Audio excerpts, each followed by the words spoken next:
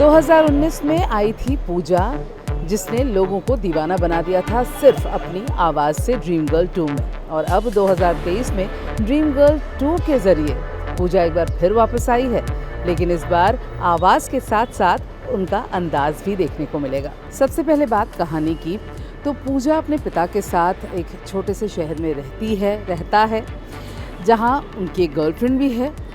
लेकिन गर्लफ्रेंड के पिता उनके साथ शादी करने को मना करते हैं, क्योंकि वो स्टेबल नहीं है। जगराता करता है, वो स्टेबल नहीं है, और शर्त ये रखता है कि वो जब स्टेबल हो जाएंगे तब वो अपनी बेटी की शादी पूजा के साथ कर देंगे, यानी आयुष्मान के साथ। अब स्टेबल होने के चक्कर में, अपने एक दोस्त की शादी कराने के चक्कर में जो ये कॉमेडी ऑफ एरर चलता है, पूजा को एक बार फिर से पूजा बनना पड़ता है, यानी जो आयुष्मान का किरदार है उसको लड़की बनना पड़ता है। वो बार में जा कर के नाच भी लेते हैं, वो किसी से शादी भी कर लेते हैं। शादी के बाद उनके पीछे कितने ही लोग पड़ जाते हैं, कैसे वो दोहरी एक्टिंग कर लेते हैं, कभी लड़का बनकर कभी लड़की बनकर।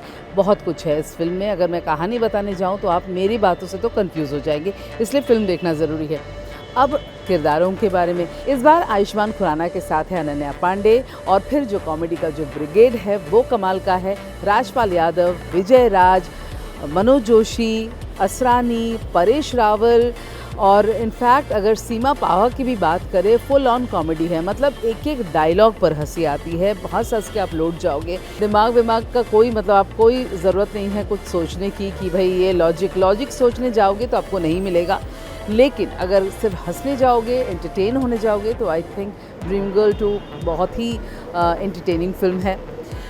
एक बात और है कि ड्रीम गर्ल 2 का जो टारगेट ऑडियंस है वो फ्रंट बेंचर्स जो होते हैं उनके लिए है। सीटी मार ताली मार वाला जो क्राउड होता है, जिसको फिल्म देखने में मज़ा आता है, बी टाउन के का जो क्राउड है, या फिर सिंगल स्क्रीन थिएटर्स के लिए ड्रीम गर्ल 2 एप्ट फिल्म है।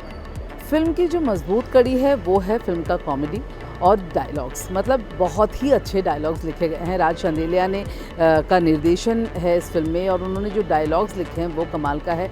लेकिन अगर कमज़ोर कड़ी की बात करूं तो है फिल्म की कहानी।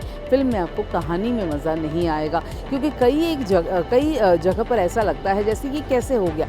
मतलब वही है कि आपको लॉजिक लगाने की ज़रूरत नहीं है। अनन्या पांडे को बहुत कम स्क्रीन स्पेस मिला है, और ठीक है वो, मतलब इस तरह की फ़िल्मों में उन्होंने अपनी जगह बनाने की कोशिश की है। लाउड नहीं है तो ये अच्छी बात है, but it's a throughout Ayushmann Khurrana film. और अगर जो साथ में जो मैं ये पैडिंग की बात कर रही थी वो अगर ना होते तो फिल्म उभर कर नहीं आता। तो kudos to the comedy clad, जो चाहे वो परेश रावल हो, ख़ास तौर पर परेश रावल इस फिल्म में जुड़े हैं, और बहुत ही अच्छा काम है उनका। असरानी की एक झलक देखने को मिलेगी, हालांकि बोलने को नहीं ज़्यादा मिला नहीं कुछ, लेकिन उनका प्रेजेंस ही काफ़ी हो जाता है। बॉक्स ऑफिस की अगर बात करें तो इसकी एडवांस बुकिंग जो है वो संडे से ही शुरू हो चुकी थी, तो ओपनिंग ठीक ठाक है, और लोगों के बीच एक उत्साह तो है कि आयुष्मान को वो उस रूप में पहले देख चुके हैं, एंजॉय कर चुके हैं, और वो एक हिस्सा बन चुके हैं लोगों के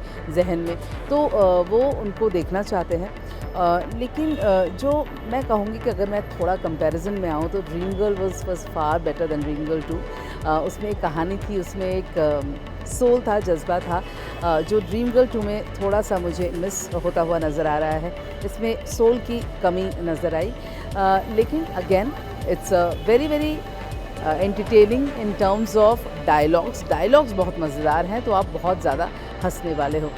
इंडिया टीवी की तरफ से इस फिल्म को 2.5 स्टार्स।